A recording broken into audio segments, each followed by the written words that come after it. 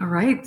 Hi, everybody. I'm Erica Lukes. I'm here with Steve Erickson, who is an incredible human being, an activist, somebody who has gone out of his way for decade after decade to champion for human rights. And so this is going to be a wonderful conversation. I'm really excited that he is in the studio, and we're going to talk about all of his work over the years, but also giving us, I want to get some information about how to empower each and every one of us, especially in a period that we're in right now, to become active, to not be fearful, and to make a difference in your community. So I'm looking forward to this conversation. Steve Erickson, welcome to the show. Thank you. Yes, and I just want to just say, going back with your activism, you became active during the Vietnam era. And so what particularly, when you were at university, what particularly lit the fire for you to become so active? Well, I think it was just a gradual growing up and realizing that the war in Vietnam was wrong and unnecessary, and it was quite brutal. So there were a lot of people protesting back in those days, and I joined protests in New York City when I was living there, going to college. And that opened my eyes to a lot of things living in New York, including the dire poverty of some of the neighborhoods. I was living 110th Street and Broadway and in Amsterdam in between, and just nearby was Harlem. So we saw the poverty and the exclusion of folks happening at the same time that your privileged white kids in college are protesting work. It was a juxtaposition. It was really quite dramatic for me, and but it also really opened my eyes to the current state of the nation. I saw friends being drafted and sent to war, and I was fortunate that I wound up with a number that I knew they weren't going to draft me before the war ended. This was in 1971, 72. And I was fortunate not to have to be drafted and serve, in my opinion. And since then, I've tried to serve the country and its people in other ways. It's sort of a giving back. And in a way, I have, military people in my family. My father was in the Navy, and his brother was in the Navy, and there were two uncles on my mother's side who were in the armed forces, and my grandfather served in World War I. So it wasn't anti-military, but my career kind of morphed into being anti-military industrial complex. So not to denigrate or blame anyone in the service. That it's really the politicians and the top brass and the corporate structures that we built around being a superpower. Right, and now more than ever, we're looking at some of the things going on in our current climate, and it'll be interesting to see how this rolls out. And I want to talk to you a little bit about that towards the end of the show. But you became active. You cared about your community. You saw the unjustness of certain things, and you started to protest. So what were a couple of the first big things that you really went after, and did you receive blowback from any of these decisions you made to champion? Well, in the anti-war work, I've kind of learned from some old folks who had been in union movements and been around at the same time, was participating in a little bit to try to understand where the Students for a Democratic Society were coming from, the SDS at the time. And there were some who were quite radical and willing to be involved in violent acts, and others who were not. But what I gathered from that experience a little bit was that we needed to be nonviolent, and we needed to understand where the pushback was coming from of our peers and those older than us who had different view of Vietnam.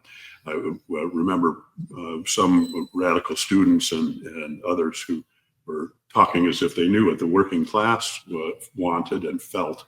And it was clear that that wasn't resonating, because we were getting yelled at and booed by construction workers and others in the working class. So eventually I wound up dropping out of college for a year and went down south and worked on a truck dock in Atlanta. Oh, wow. To kind of get a sense of, what working class people really think. and I found out in a short order that they, in fact, me and my buddies were called the Yankee hippies.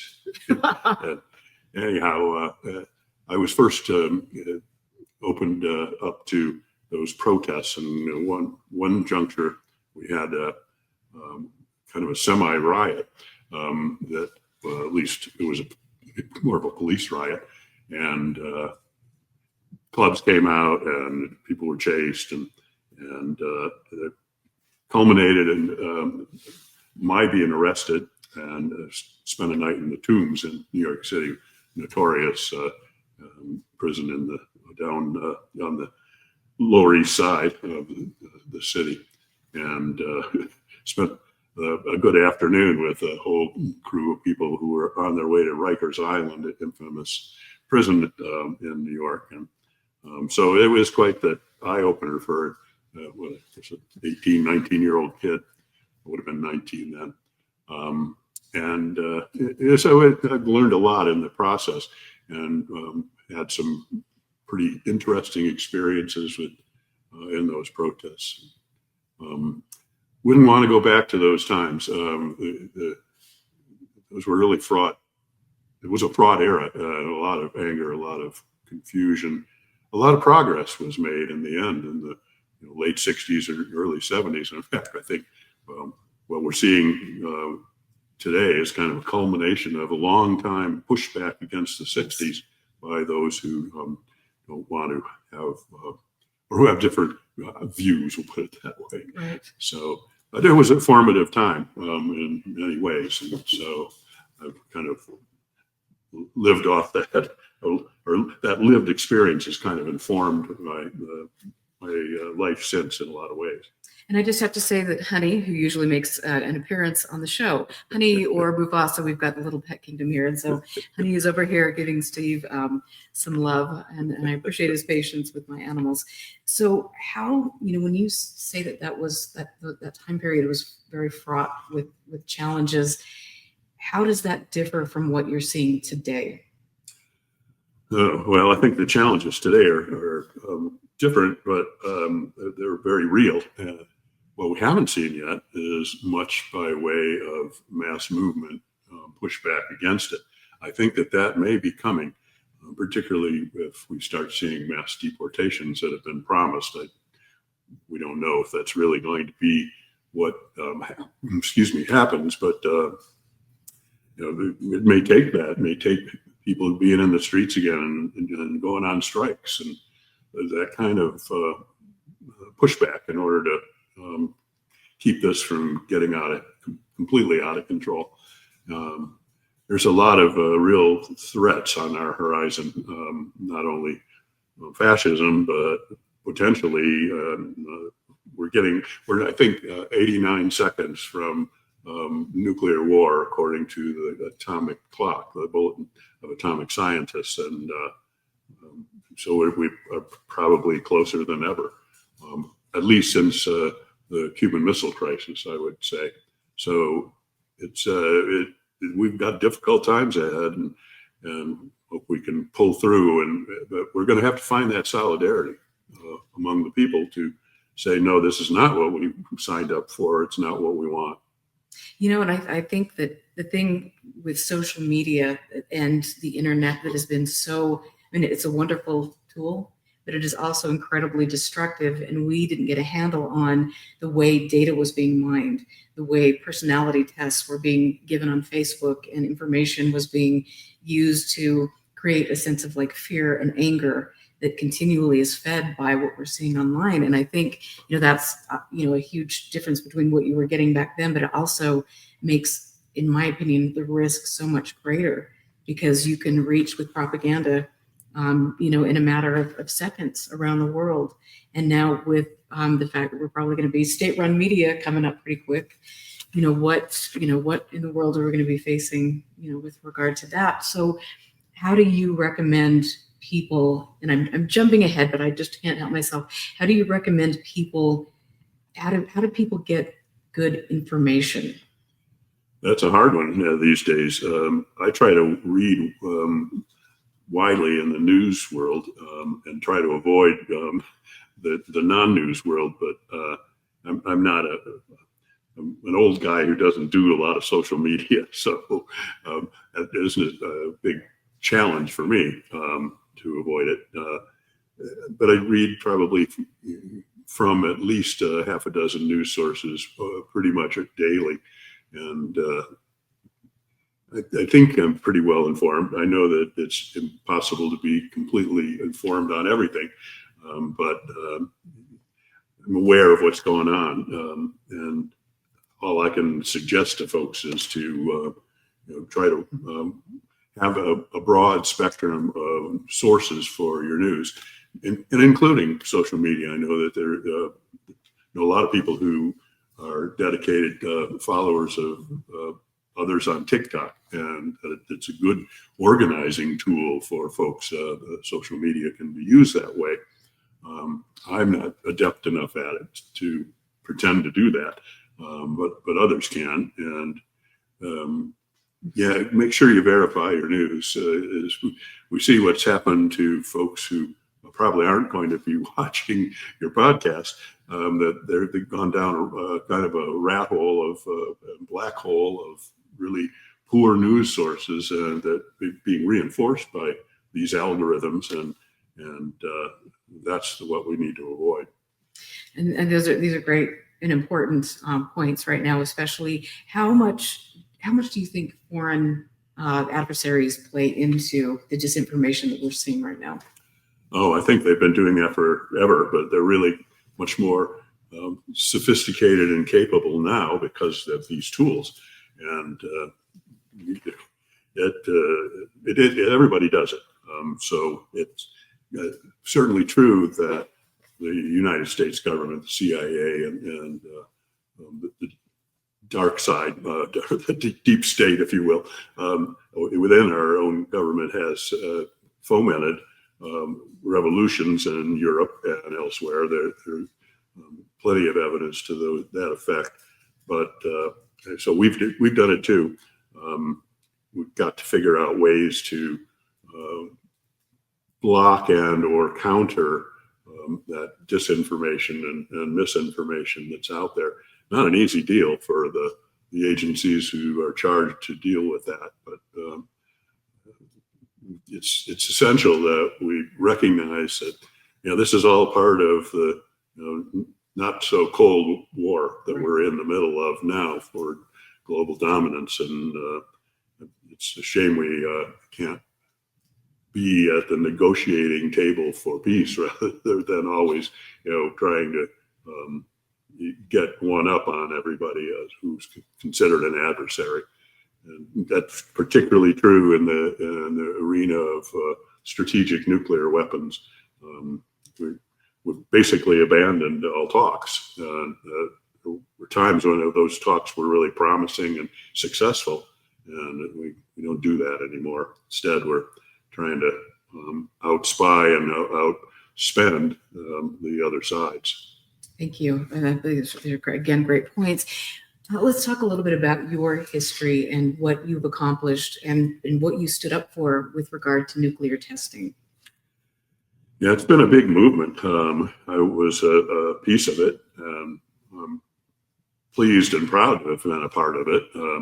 I've worked as a volunteer for the Downwinders in Utah since about 1981, 82. And I was a leader of the freeze movement in the early 80s, which was to stop testing and to stop the production and deployment of new weapons in not only in the U.S., but in Europe in particular, where there was a lot of foment against these intermediate range missiles, a lot of protests we took a lot of inspiration from our European friends. I had gotten involved in all of this through the fight against the MX deployment in Utah and Nevada in 1979 to 1981. For younger listeners, the plan was to deploy a 10 warhead missile, each warhead 100 kilotons, which is about 7 times the size of the Hiroshima bomb, a little boy. And they would have deployed 100 of these in a series of 23 shelters for each missile. And they would run this missile around on a transporter, like a gigantic truck, like something you'd see at the Kennecott Bingham Canyon mine, just huge, and move this missile around and hide it in these 23 sheds. And they'd move it in the middle of the night, and it was a shell game to try to confuse where the Russians would target for hitting that missile in the event of a first strike. Of course, we've argued back that no, that wouldn't work. Satellite technologies or another surveillance that would have been probably likely that they would figure out where each missile was, and if not, then they would just saturate the area with extremely large nuclear weapons and try to blow them all up at once. So it was a crazy Rube Goldberg scheme, in our opinion, and I joined with folks at the University of Utah in protesting against it. We called it the MX Information Coalition, and we had a little center there on University Avenue, right down the street from Big Ed's, the bar that's not there anymore. And there were groups all across Nevada as well.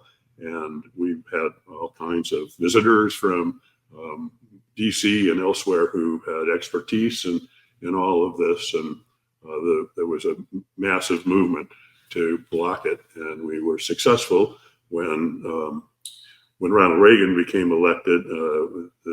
He began to look at Jimmy Carter's deployment of this in a different light, and eventually scrapped it.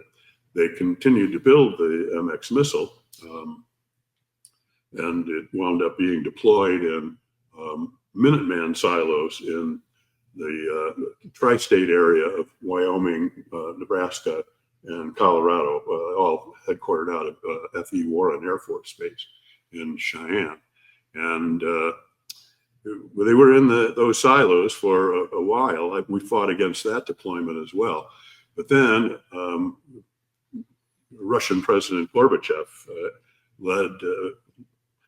opened the door for strategic arms talks with Ronald Reagan, and they came to a deal, and they pulled the MX back out of those missile silos and took the warheads off and shipped them back to Utah, where they were decommissioned and destroyed. And the missile bodies are now still laying out on the west shore of Great Salt Lake. So an interesting saga, but it led to, in the end, it led to arms control and a treaty that's held to this day. And that's been a real benefit. And it was all started by ranchers, farmers, tribes, students, and others, miners, even the mining industry. They opposed that missile system in the late 70s and early 80s. Wow, that is really wonderful to hear about, just that grassroots movement with so many people spanning, different socioeconomic, areas and things. Yeah. Do we see that? Can we see that today? Yeah, we can. I think what happened with the MX broadest coalition, that a lot of people didn't agree on a lot of things, but we all agreed that we don't want the MX in our area. Some didn't want it ever anywhere, and that would include me. But we found that common ground, and were able to develop trust and friendships that last to this day. I still have quite a few friends who are old MXers, and it became something of a model. And the folks I work with now, the Great Basin Water Network, were the people who've defeated the Las Vegas pipeline project to take water out of the groundwater out of the West Desert and East Central Nevada. It was a lot of the same people who fought against the MX way back when. And it's an odd bedfellows amalgamation of tribes and ranchers and small business people and lawyers and city people, and just a very broad coalition built around. We want to protect our water from exploitation, and we want to force the cities to be wiser in their water use before they start building projects that cost billions of dollars and will be paid for by ratepayers, only to have more growth and development. So living in a desert, one should realize that we have to live within our means, and What? there's a limit. Are you kidding? Oh no. Yeah, that's not what the real estate developers want to hear, but Right.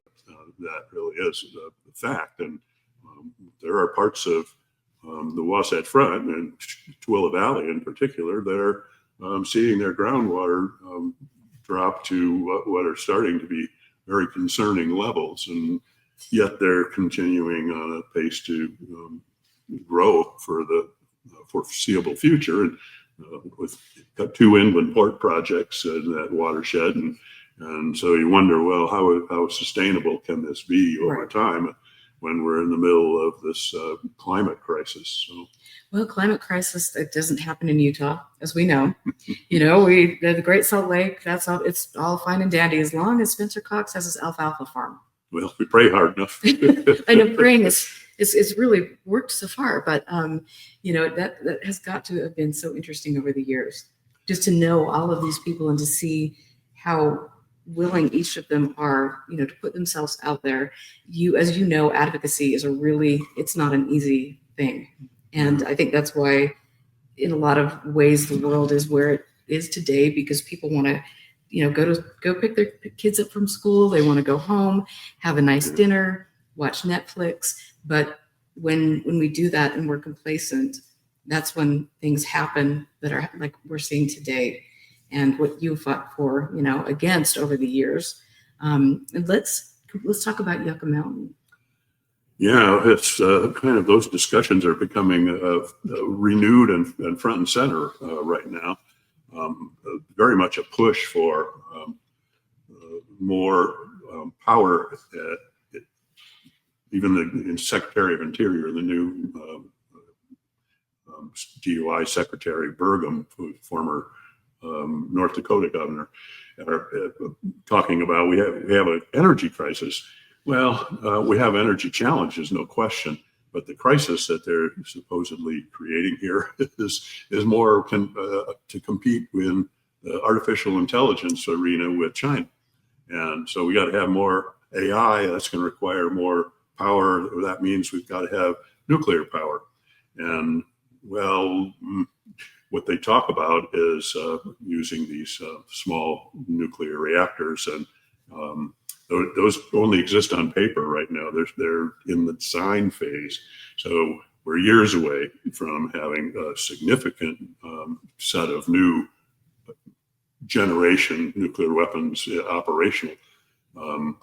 That said, there's still no solution to the waste from any operating nuclear power plants, and there's a new push for temporary storage, and there are states that are having to consider whether they will allow or even promote and try to build a temporary storage for spent fuel rods coming out of nuclear power plants. And we fought that with the private fuel storage proposal to do a temporary storage facility on Goshute land in Skull Valley, all of which was to go to Yucca Mountain at some point. Well, Yucca Mountain proved to not be suitable technically, geologically, and we spent a lot of time, money, and effort to, as a government, to build that Yucca Mountain facility, and only to realize what some of us had said all along, that this is not a suitable location. Not far from the place where we tested nuclear weapons, and in much the same geologic matrix. The Yucca Mountain was in an old caldera, volcanic caldera. So anybody who's got volcanic rocks in their garden as decorative additions to their garden knows that it's porous. And here we're drilling a repository for something that can't get wet, can't have groundwater intrusion, and it's precisely what would happen in Yucca Mountain. So I don't think that that's coming back, though there's likely to be some people who will say, well, we really got to open Yucca Mountain. Well, no, we really can't, and shouldn't, and in my opinion, won't. So we're still stuck with, what do we do with the waste? And there was a proposal for one of these small nuclear power plants to be deployed, built and operative at Hill Air Force Base as a backup generator, which makes very little sense, Right. because it would sit cold and then they would have to heat it, turn it on and let it build up to full power production and then turn it off again. That I don't think we've seen technology that's worked that way in the nuclear arena yet. And the plan was, well, we'd bring them in on a flatbed truck, set it down, and then 5 years later we'd come pick it up and bring a new one. And well, that sounds like a lot of waste over Right. a lifetime of the isotopes that would be in the power source for these nuclear plants, small nuclear reactors. So I think we're a long way off from figuring all this out, but there's certainly a political and economic push for it right now. So not only these data centers use a lot of power, but they also, some of them anyway, use a lot of water. And we don't have a real handle on what the annual water usage would be for some of these proposed or dreamed of AI and cryptocurrency facilities that they want to build. We're not, me and my colleagues are not enamored of the idea of having our water go towards blockchain technologies and cryptocurrencies that likely are Ponzi schemes. Yes, there's no other way to put it. And it has been amazing to see that Utah has become, a safe haven for these crypto companies. And you look at Silicon Slopes and some of the things that they're doing, and even the NSA, data center. I mean, Yeah. There's so many ways in Utah where we are using water, like you say, and it's with all of these AI and some of these new technologies and blockchain, and there is no leash on that dog. No, there isn't. We don't have the right regulatory structures in place to handle some of it. And in fact, I think we probably, if anything, we're going to promote it, given the way our legislature tends to go. So we're watching all of that very carefully and trying to engage with legislators. Even as of yesterday, I had these conversations with bill sponsors for some of these ideas, and they're right now the utility scale battery storage for renewables, mostly solar, is the equivalent in gigawatts of 20 nuclear power plants.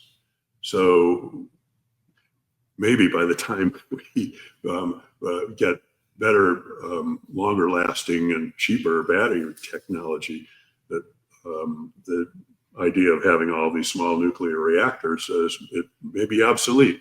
Maybe that we'd be able to power all we need with renewables and battery storage. So, and there's a lot of interesting new technology appearing on that battery storage scene. And if you're doing utility scale batteries, they don't need to be light. You're not moving them; they're just sitting there and connected to the grid. You don't have to use lithium like we do for EVs and automobiles and trucks, because we need them to be light. So there's a lot that can change very quickly. Technology is leaping ahead of our ethics and our our governance systems. And so why would people, when there is this technology, solar technology and things, what would be the push? Who would be behind promoting the nuclear aspect, the nuclear angle? Well, it's always money. There's always folks who want to invest. There are, of course, dedicated scientists who believe that this is really the best way to move forward. Begrudge them that, but don't agree. I think we'll see these debates over the next several years. What I worry about is our politicians running ahead of themselves on this, getting too far out in front of their skis, as the saying goes around here. So it's a real concern. We need to proceed on the research with deliberation and caution, and not with all full speed ahead, and not let ourselves make the kind of decisions that we're going to look back on and say, oh boy, why did we do that? Right. I think there might be a few of those in the workings right now. Yeah. And thank you for talking about that and bringing up crypto too.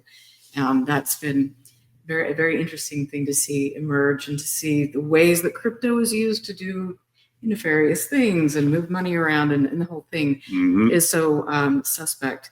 But let's talk a little bit about Dugway now. As people that listen to my show know, I was lucky enough to spend the first year of my life living at Dugway. And that was a year after the Dugway sheep incident. And so that, that was a very, very sad thing. And it took many, many years for the military to be held accountable for what they did to poison the environment. But when did you first get involved with Dugway and kind of holding a magnifying glass up to some of the things they were doing? Well, that's an interesting story. We had gone, a number of us, including the director of Downwinders, who I worked closely with for years, Preston J. Truman, and Willem Kolff, who was a doctor at the University of Utah. He was the inventor of the kidney dialysis machine. He won the Japan Prize, just cut below the Nobel Prize. And we're sitting in a meeting with some officials from the LDS Church, the Church of Jesus Christ of Latter-day Saints. And we had this conversation about nuclear testing. And when it concluded, we walked out, and the head of the Special Affairs Committee and the chief lobbyist for the LDS Church, Bill Evans, turned to us and said, well, what are you going to do about Dugway? And we kind of looked at one another and said, well, Josh, we don't know.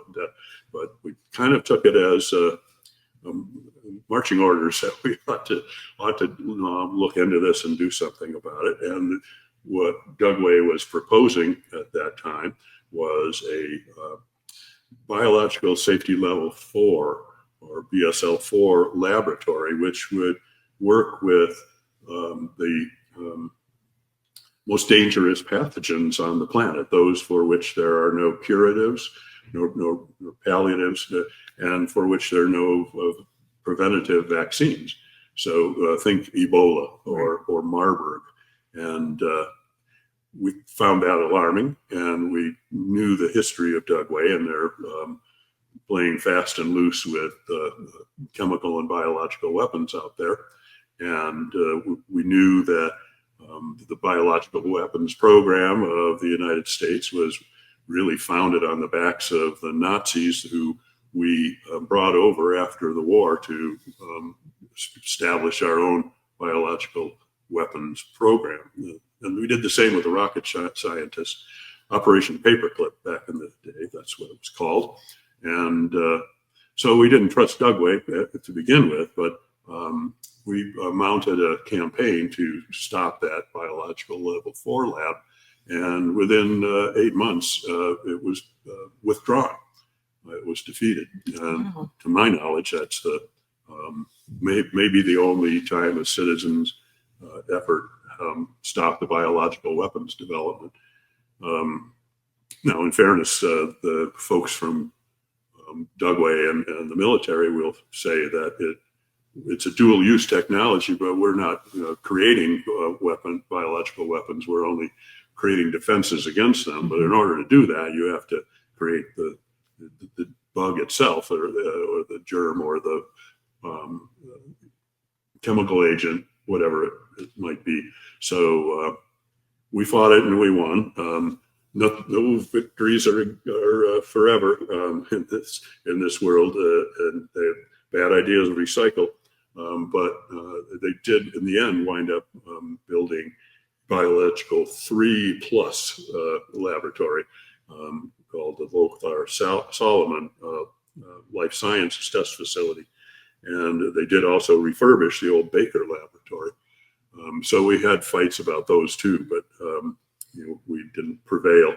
We even sued the Army and the President of the United States over this renewal of the Baker laboratory, which is an older facility, and they wanted to upgrade it. And we didn't win on that one because same as the Downwinders victory in court years before, the circuit court, the 10th Circuit Appeals Court, ruled that basically sovereign immunity, the king can do no wrong. The government is immune from that. So you can't prove your standing if you haven't been harmed. Well, who wants to wait around if you get harmed by a biological or chemical weapon? It's kind of a deadly harm. It seems like that. You won't be standing. You'll be lying 6 feet deep. So it's anyhow. That's kind of some of the work I've done on Dugway. Things changed after 9/11, and it's been much more difficult to track what's going on and out there. It's quite secretive. It is, and it seems like it's kind of one of those areas where every contractor gets in and gets a pass, and they can do whatever they want because they're contractors, and nobody will, at the end of the day, have information with regard to what they're doing. And they're still doing open air testing. And so talk a little bit about some of the effects that what went on at Dugway had on the local communities. Yeah, it's hard to assess, but there were primarily workers who were affected by open air exposures, by in-lab exposures. There were numerous incidents back in the 50s and 60s. And I think the sheep kill was sometime it was 68. 68, yep. Yeah. And even after that, there were a few cases where there were lost vials of VX and spraying of biological agents that were simulants. They weren't deadly or they weren't infectious, but were simulating biological agents. There were a group of people who called themselves the Dugway League, and they were kind of organized and led by my dear late friend Beverly White, who was a state representative and something of a mentor to me. And the Dugway League consisted of a couple of dozen active former Dugway workers who had received exposures.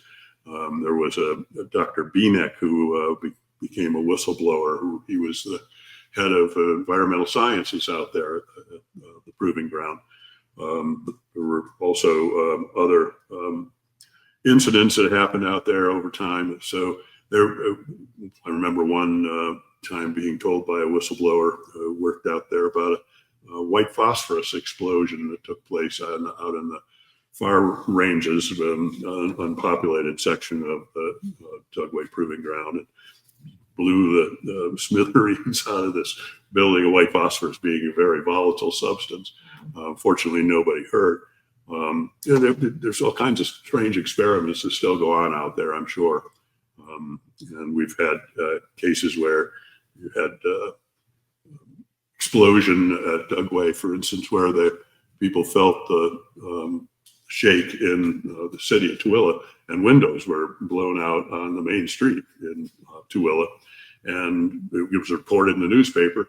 But there was no seismographic evidence to be found, and the whole thing got hushed up and forgotten about, or just it became possible to find out any additional information about what actually had occurred. So strange occurrences in the desert. Yes, and I'm always amazed at people who want to go out there and sightsee and hang out in that contaminated area. It's very interesting. Yeah, there's still unexploded nerve gas bombs in parts of the Dugway Range and in what they call the South Triangle, and forgetting the other section. And some of that property now has been Dugway's expanded their boundary there, thanks in part to the Congress. Orrin Hatch did that as one of his parting gifts, and also the Utah legislature had to pass off on it. And I remember this, testifying in the legislature about it, that they were planning on taking these, I think it was something around the 70,000 acres of additional land for the proving ground, south and north. And it was really so they'd have more buffer area for experiments. And I said, you watch, if you give them this, they're going to take more. And sure enough, before the bill passed the Congress, it was up to 90,000 acres. So we may need some biological and chemical defense work done, but at what cost and what risk? And I think with the lack of transparency and accountability that goes on, we really have to be skeptical and do our best to keep an eye on what's developing and what the risks might be. And it's interesting to me because I've lived here my whole life. Obviously, I grew up on Dugway for a year. That's a crowning achievement of mine. Thank you, Dad. But, I'm amazed at how many people that have lived in Utah their whole lives don't even know what Dugway is. And I'm just blown away. It's 80 miles, right out there. So we have a lot of new folks in the state too. And so that as we accommodate more in-migration from other states, that some of these stories and understandings get lost. So glad we get some of it on the record. Yeah, thank you. Yeah, thank you. And also, what have we ever experimented on, or have we ever gone out into our local communities to test specific things here in Utah? Yeah, there was a case where I remember walking out in my backyard, and I saw this strange balloon, large balloon, floating near my neighborhood. And what the devil is that? And poked around and found out there were several of them placed around the valley, and that what they were there for was they were had air detectors or samplers on each of these tethered balloons. And the one I saw was actually up at the cemetery just off of Fifth South, across from the Rice Echoes football stadium. And there were several around town, and what they were preparing and did was a test downtown of what was SF6, so sulfur hexafluoride, and it's a benign chemical unless it gets sparked, unless it hits something electric, and then it can change into a couple of different compounds, including hydrochloric acid. So they were floating this around downtown to see, to be able to trace where the gas would go if it's released in the tunnels of the tall buildings in the downtown Salt Lake City.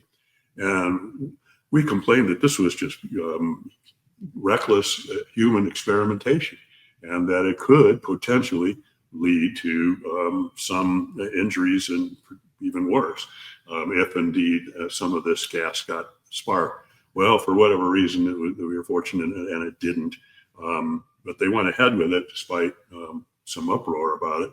It never really got quite the attention it should have. But basically, regulators let it all go.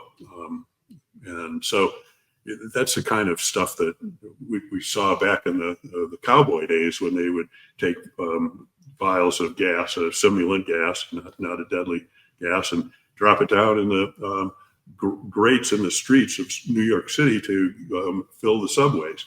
They did a similar test with dispersion tests in the San Francisco Bay, and so this kind of reckless stuff. There were over 1,000 open air tests at Dugway of chemical and biological agents, and there were at least 60 that were found in old records by reporter Lee Davidson of radioactive experiments, radiological experiments using radioactive tantalum and others.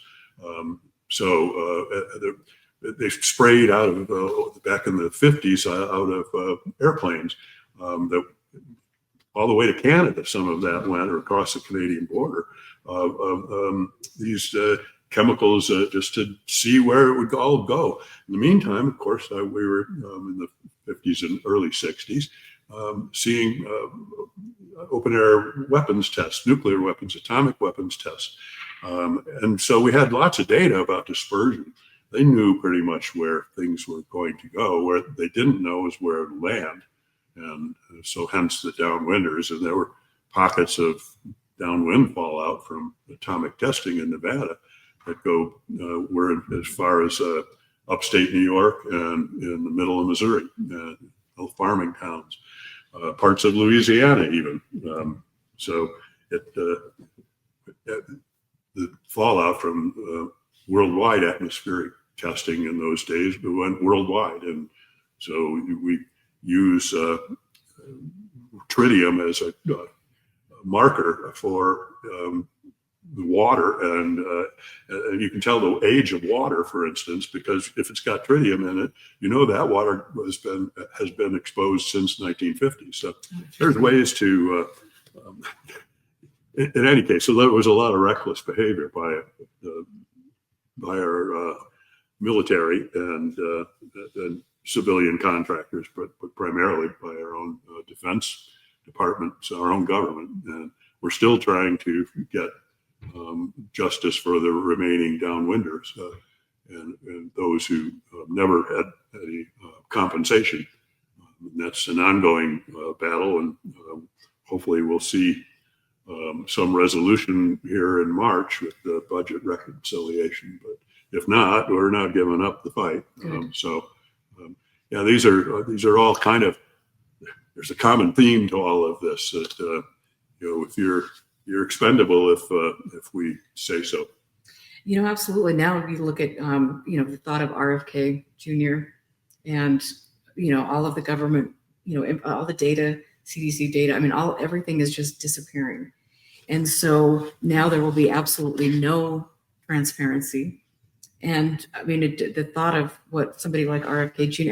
Any of these people could potentially be involved with at the sake, to affect our health is absolutely, and the environment is mind-numbing.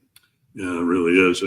It's kind of a lineup of unqualified folks who are set to take office or already have, and that doesn't bode well.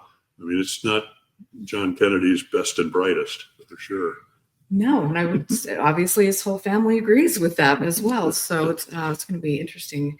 And so, what you've done a lot of work as well for the homeless or for affordable housing, and that's been, I mean, something that you've really, I mean, you won the Jack Gallivan Award for that, and I love watching the awards.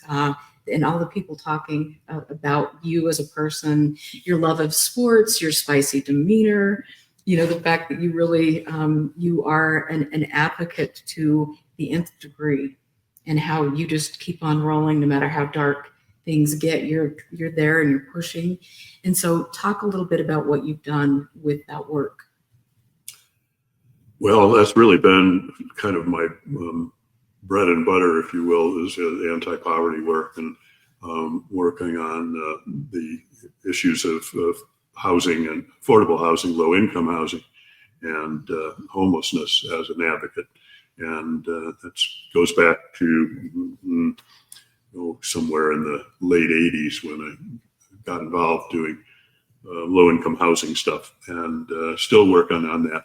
In all of this, nobody ever does anything by themselves. You've got to do it as a team. Sometimes you're the leader. Sometimes you're part of the gallery and part of the team, but not in the leadership role.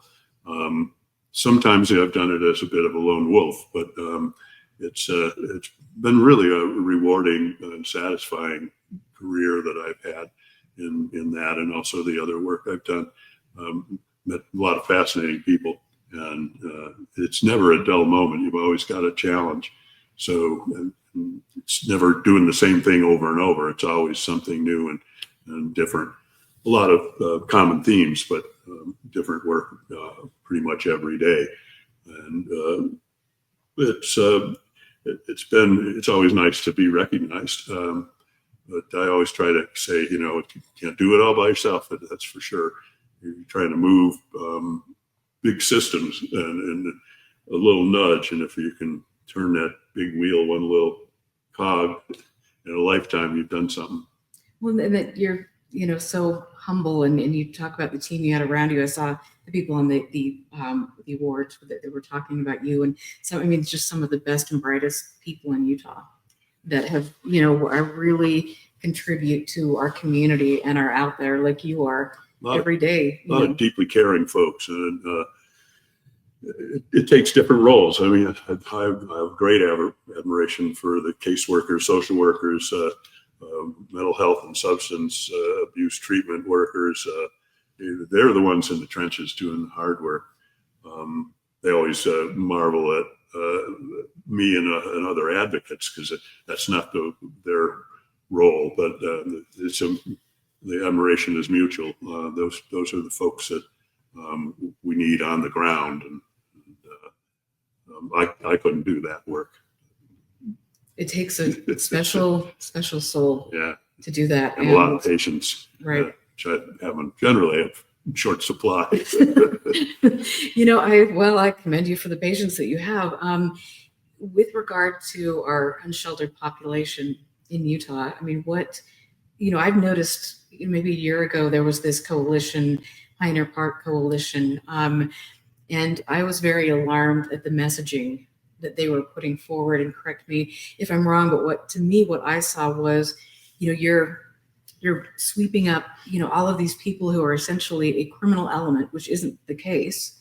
We don't have affordable housing. We're going to be in a huge crisis here, even more so coming up with everything happening in our economy. But what do you feel that a lot of people in Utah look at that population as the undesirable, somebody who is less than, somebody that we need to round up and put in a camp? Yeah, criminalizing homelessness is not the way to solve it. And the outfit I work for, Crossroads Urban Center, a wonderful nonprofit service agency, also housing advocacy, which has been my role there with them. We've pretty much said all along, you can't arrest your way out of this problem, and criminalizing people for sleeping outside is not going to be beneficial to them. What we need to do is find housing for folks and then provide services for them. Where we've fallen down is on the service side. We don't adequately fund mental health services or substance abuse services. And that's just hugely unfortunate. I mean, you walk downtown in Salt Lake City, you see a lot of folks on the street and who clearly have serious mental health problems, and it's tragic. But we shouldn't just throw them in jail. That isn't going to help them at all, other than get them off the street, you keep them from freezing, but to death. But we've got to work better systems in this. And when the Pioneer Park Coalition led the effort to get the road home removed from its location on 2nd South and 4th West,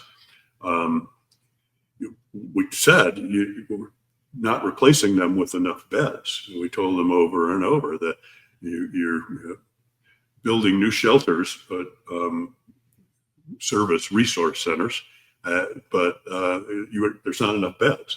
And then, sure enough, proves true in spades when the pandemic hit and people lost their jobs, couldn't afford their homes. We had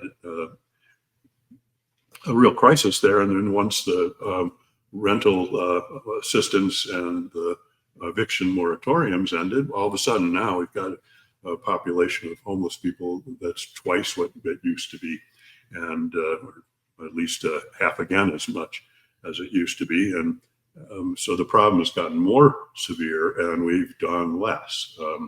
Now, that said, we've got a lot of new housing units coming on, and we've seen it all over town. Not much of it's been affordable, not enough of it, but and we're going to see several hundred new affordable units come online here in the next while.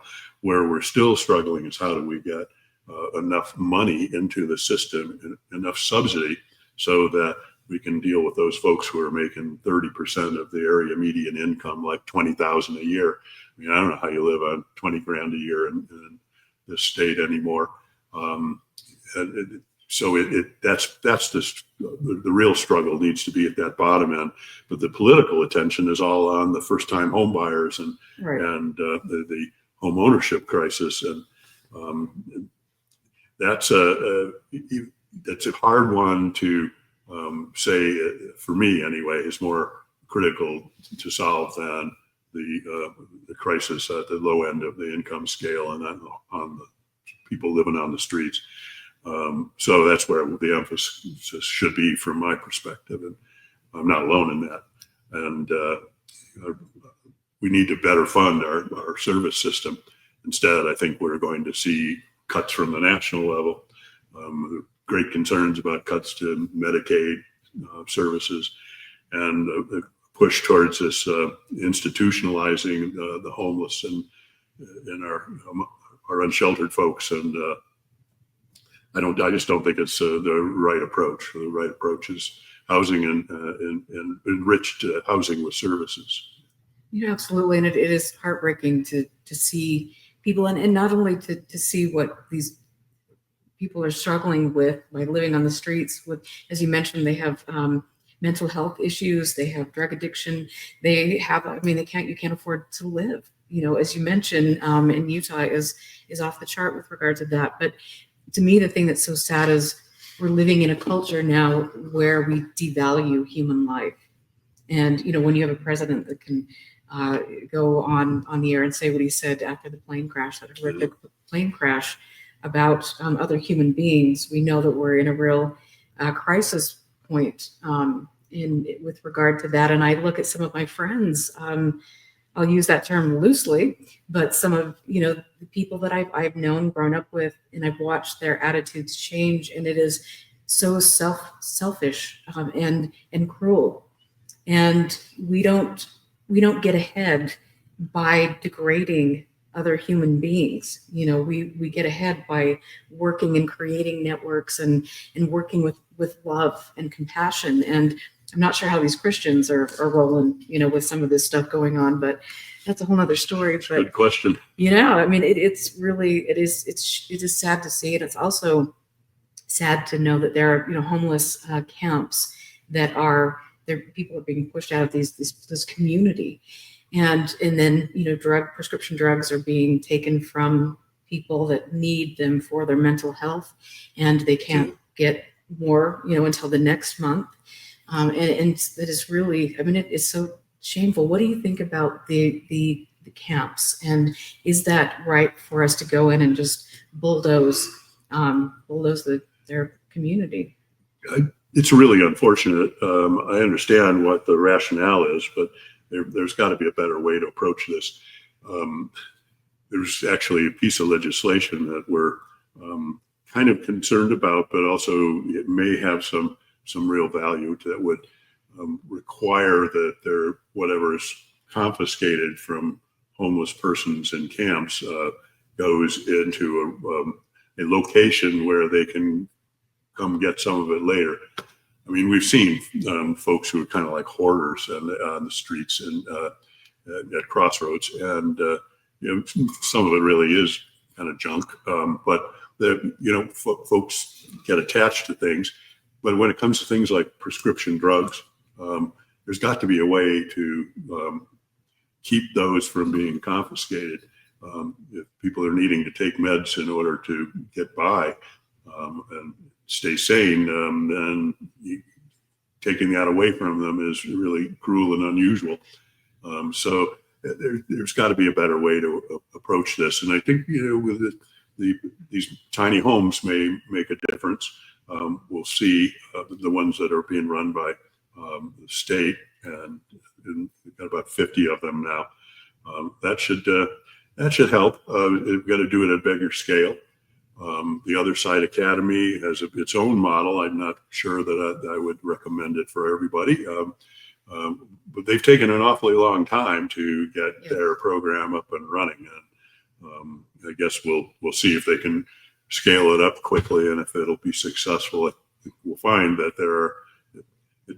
no one solution is going to work for everybody, and there's no doubt it'll work for some, but it probably will not work for the large majority of those who are chronically homeless. Most homeless incidents for people are brief and non-recurring. For some, they are brief but recurring, and then there are others for whom it's like chronic. It's a constant in their lives, and those are the hardest to work with. And bless the folks who do those services with those individuals, and in some cases families. I know that families have been a real focus for Crossroads the last couple of years, because we're seeing more families on the street. And little kids shouldn't be on the street, and they shouldn't have to live in cars with, and that lifestyle is traumatic and damaging for a lifetime for some folks. So the sooner we can get our handle on all this, and we've had a long time at it, unfortunately, we've kind of spun wheels for a long time. I was doing homeless policy as the chair of the Salt Lake County Homeless Coordinating Committee back in the early 1990s. So long time coming, and we're still haven't got the system down to where it works well. It stumbles along and does good work, but it's not solving things the way we would hope. Well, I commend you and everyone you work with at Crossroads Urban Center. I mean, and the different groups that you work with. I mean, it is amazing to see how things change. You get different leadership in, or you don't, and you get more. We get special people doing just dastardly things, up there. But it is. I mean, it is a remarkable to see. Sometimes we give up hope on humanity because today's a very dark day in our history. But then you look at people like yourself, and you look at other advocates that are out there with compassion, doing what needs to be done for the sake of human beings, for the sake of our planet. for the sake of human rights. And it is a very commendable thing to see that you've done this, Well, thanks. your whole life. And I'm sure a lot of your listeners are activists, and that they're also doing their part. And hopefully we can turn this tide around quickly. But if not, we've got to be willing to be in it for the long haul as well. I certainly encourage folks to be engaged with the Utah legislature this next month and small change. It's over. It all goes very quickly, but we've got to try to minimize damages where possible. And same at the national level. It's they're going to build towards a budget here in the next 2 months, and we haven't had a budget for a while. It's been endorsed and done the proper way, but now's a good time to contact legislators and your members of Congress who need to hear from people other than their inner circle. Okay, thank you. And then, so just in closing thoughts, what has been the greatest accomplishment, the most meaningful thing that you have done? I know that there's a long list there. I know one that I'm particularly proud of, and that's the Utah Fair Housing Act was something that I worked on for several years with the leadership of the minority communities in Utah to get this taken care of. And it was a several-year struggle to get it right. And I know that right now, fair housing is under assault at the federal level with this new administration. And they're wanting to dismantle all things diversity, equity, and inclusion. And that includes fair housing. And the fair housing law has been a bedrock of our housing structure in the country for, since the mid-'60s, late 60s. And to see that now under threat from this sort of new administration. I'll not go pejorative on it, but it's we've had these efforts in Utah as well to restrict or even eliminate concerns about getting people equal opportunity for housing, and we've made progress at times too, adding gender identity and LGBTQ folks to the anti-discrimination in housing and in employment. And it would be really wrong if we rolled that back. So I'm pleased to have been involved with these wonderful minority folks that we've got in our community statewide, and we're hoping that we don't have to play defense on that one again. Wonderful. Thank you. Thank you. And then just, this is the closing thing here, but in this time period that we're living in, a lot of people that I know, and I'm myself included, it's like you just want to throw in the towel. It's like, what do you do? What can you do to stop this train? And that to me is when we need to rise up the most, and we need to learn how to strategize and take care of ourselves, but then also find those communities and to reach out to people outside of your echo chamber and try to combat some of what we're going to be experiencing, what we are experiencing and going to be experiencing. What is your advice to people right now in this moment in history? It's a tough time. Keep your sense of humor. Try to and take care of yourselves and rely on others. And it's not a magic formula. It's but that's the way I would phrase it anyway. You do the right thing, and you get the right rewards, I think, in the long run. And compassion is where it's at. So we should be looking to one another to get through these hard times. Thank you. Thank you very much. Thank you all. Yes, I'm excited. And I want to just say thank you all to those of you who support Expanding Frontiers. You can go to expandingfrontiersresearch.org to check out the work that we're doing, and we'll be posting links. And is there any place people can go to support what you're doing with a donation? Where would you recommend? Crossroads Urban Center Yep. is a fine organization, and Great Basin Water Network. We also work with all nonprofits are appreciative of donations. So Okay. those are my two favorite today. Wonderful. Well, that's good. Thank you. Thank you very much. Thank you. And thanks to all of you. We have created a worldwide community. And even though we're focusing on Utah, this is happening all over. And we do need to have compassion. And I am very appreciative of the people that listen to my show and get the word out. We are very accepting, and this is going to be, something that we're going to need to rely on, this community that we've created. So thank you very much for listening. I hope you have a wonderful weekend. I'm Erica Lukes, and we will catch you next time.